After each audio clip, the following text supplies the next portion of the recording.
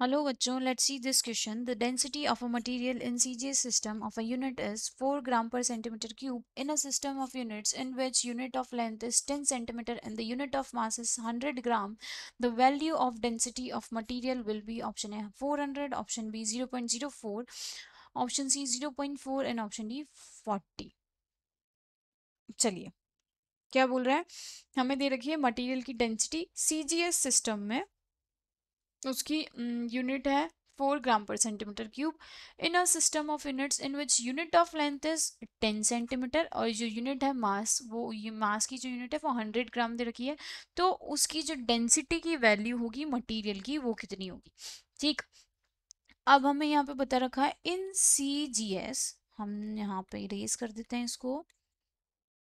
In C G S, in CGS जो density है वो है हमारे पास 4 ग्राम पर सेंटीमीटर क्यूब।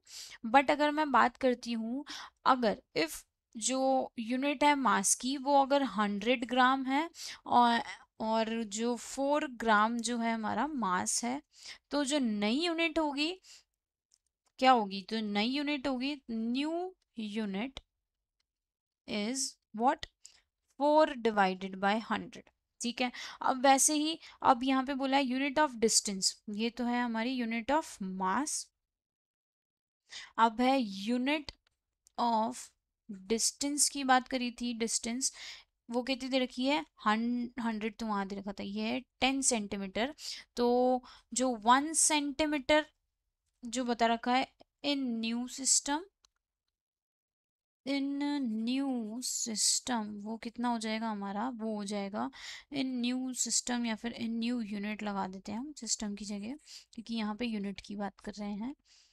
ठीक है, तो यहाँ आएगा इन न्यू यूनिट, वो है हमारी 1/10 यूनिट। ठीक है, अब यहाँ से सीधा सीधा हम लगा लेते हैं कि जो डेंसिटी होती है वो क्या होती है, मास अपॉन वॉल्यूम।